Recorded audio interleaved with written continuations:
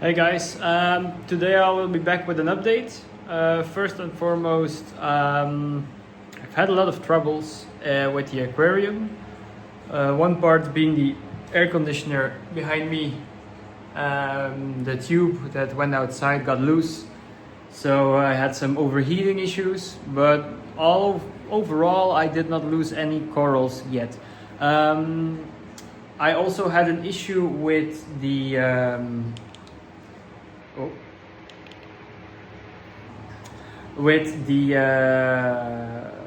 dosing pump. It dumped all of my alpha reef in the aquarium at once. It was a week supply. This is about 5 days ago, and I have not yet seen any corals perish. So that's good. I have a lot of new corals. I will show them in a minute. But first I will show you the terrarium. Oh. I got rid of some animals, and the animals I kept are in here. So I have 2 day geckos in here and 2 tree frogs. I think in English they're called dumpies tree frogs.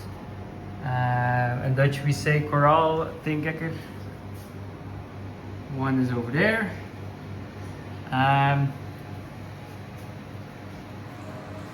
So yeah, they're in here for now. The tree frogs might go back to where they came from, because I have them on a loan, kinda. And then this is for the Philsumas only. They're quite alright being together, because one is active during the day, the other during the night. And so they have their own little schedule. The heating lamp is off for now because I have been away for a couple of days, and I wouldn't it's a quite new setup, and I'm still testing if everything is safe, and I don't want the heating lamp to be on while I'm gone. So they still have UV right there, and all of the rest is LED. And I see one of the LEDs is missing, so I have to fix that. Overall, everything's doing fine. I think they're better here than in the other room, because it's easier to manage the climate in here. And we will go over to the fish tank.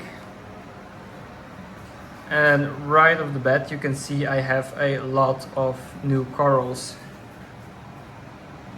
Maybe dim the lights of the terrarium so I have less reflection.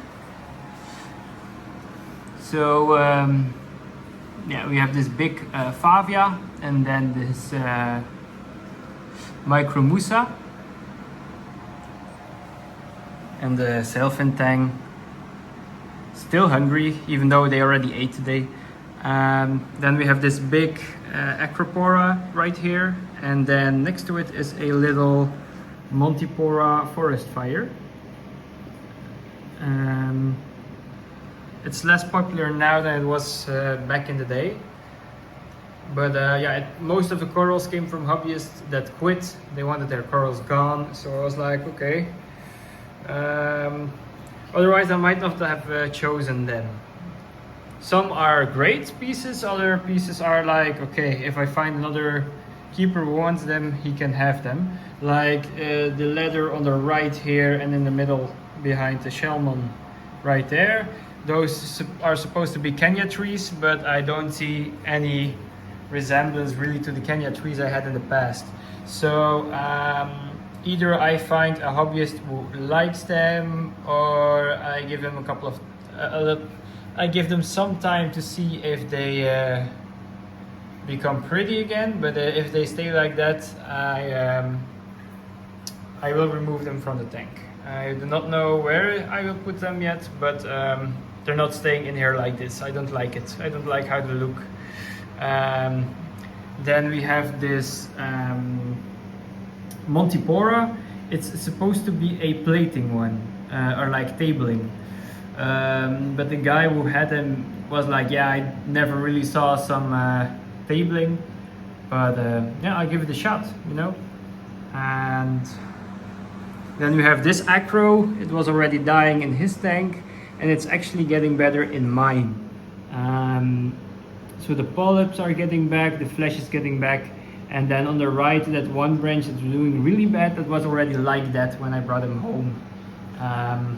So hopefully I can fully make this coral recover and get its color back, but the possibility is there that it won't happen.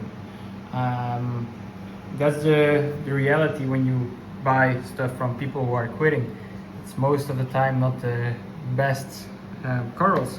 But this green acro is actually a frag from the big one. And I have another frag right here. And I also have two little frags besides the big acro. Because my plan is, if the acro gets healthy again, looks good, I bring it to the local fish store and I can exchange it for some credit. And that way I may have a new species on my hands, and instead of the same coral on multiple places in the tank. Then I have this big red Montipora plate, Montipora capricornis. It was one plate when I bought it, but it broke in shipping and removing these tiny blue polyps, clove polyps that were all over it on the other side, on the underside of the coral. So I manually removed them with a toothbrush, because I really don't want blue clove polyps in this tank. I really don't want them. I had them in the last tank, and they got everywhere. I got planaria because of them, and where the planaria survived on them, and I really didn't like that. So yeah, no blue clove polyps, please. So for now, we're fine. I glued them like this, so I hope in true Monty style, it really starts winding its way up and you have multiple layers. We will see if it works. It was risky buying such a big piece of Montipora, but it really looks like a good piece. And then you see the piece on the left of it. I think I had it in the last video. It's really starting to grow. Sadly, still pretty brownish, but yeah, it's fine. Behind the Montipora, we have a little Acropora acanata. I have some other pieces in the tank. It's also pretty brown. I hope it gets some color, but I fear it might not get any color anytime soon.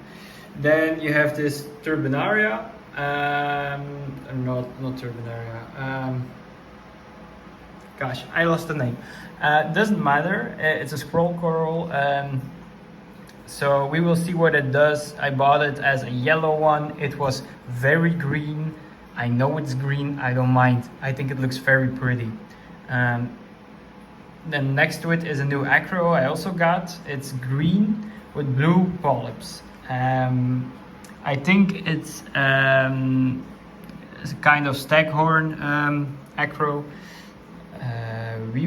like a Formosa. We will see how it grows, and for now it does quite well. I've had it for 2 weeks now, so I don't want to post like immediately when I get corals, because I know I might lose them. I still might lose all of my pieces, and I know that very well, but I've had them for some time now. I have not seen any STN, only tissue growing back, so I wanted to make another video.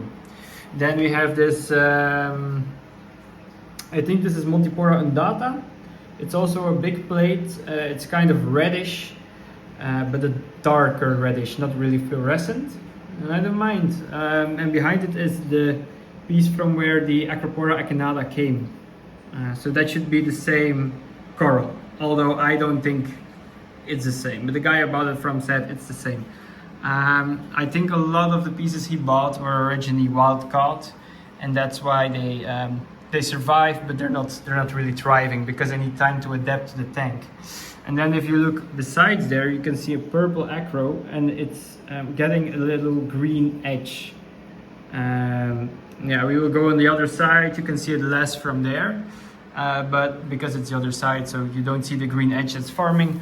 But this branch actually here is the same coral, and I also see some greenish hues forming in the coral. Same with the, this is supposed to be a strawberry shortcake.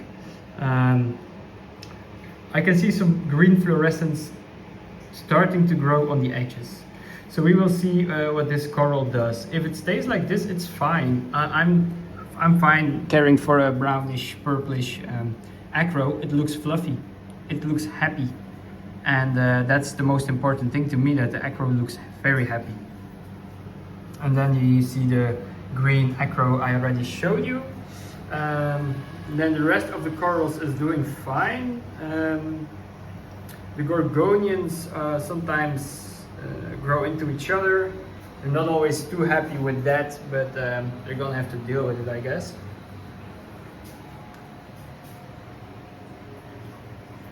Get a really nice shot of the tank.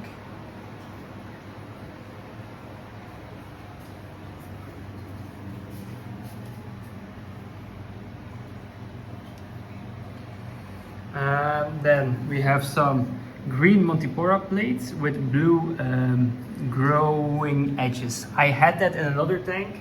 I loved the coral, so I wanted it back very hard. So I found a hobbyist who had it, and he actually gave them to me.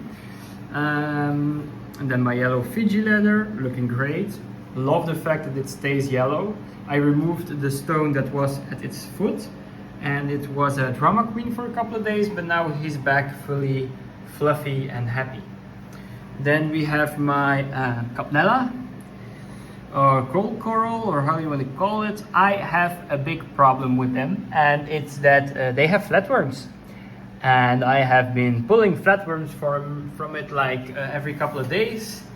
And I fear I will be doing this for the rest of the days that I have the coral. So I will be starting to dip it on a regular basis. So if you see this coral wither away, you already know why. Because if I stop pulling the flatworms, it gets eaten alive. And if I dip it, it might die because of the chemicals in the dip. So I don't like this. I don't like how it's going. I did freshwater dips, and it helped a lot for like planaria and stuff. But these flatworms are really sticky, so they don't get loose when they're in freshwater, which planaria do. They're quite big. I hoped I pulled them all, but I regularly see very small ones. So I get back in there, try to remove them all, like twice a week. But yeah, it's not the best for the coral either, because I have to pull it physically out of the tank every day and scratch his surface where the flatworms are, so they're removed. The flatworms can get quite large, but I try to remove them when they're tiny, because I think like maybe they don't get to make babies that way. I know if I keep doing this, eventually they will be eradicated, but I will have to be patient. And I will definitely not buy any cold corals again before they have been in quarantine for at least 6 months, because the other piece I had, after 6 months, it just vanished out of nowhere. It lost a couple of branches, and then poof, it was gone. And it was the flatworms that ate it. They ate it all. So it's not fun. And I hope I do not have that again. And I will try to prevent it from happening, because I really am fond of this piece. Then you see the purple acro we saw on the other side. And maybe if I zoom in, you can see it gets a little new coral color. And my purple Styliflora digitata. It's a classic. You gotta love it. And then this bluish acro. It was brown when I got it, so it got its bluish color all the way back. I also used to have a bluish piece like that, so I hope it really gets as bright blue as the other piece I had. And yeah, and it starts branching out and stuff. So for now, this is the update. I'm still running the same lights. I am still running the same equipment, my filter roller mat, my skimmer, which I only clean like once a week. It's not very, it's not an intensive skimmer. And then I also have my ATO and my Versa with the Alpha Reef.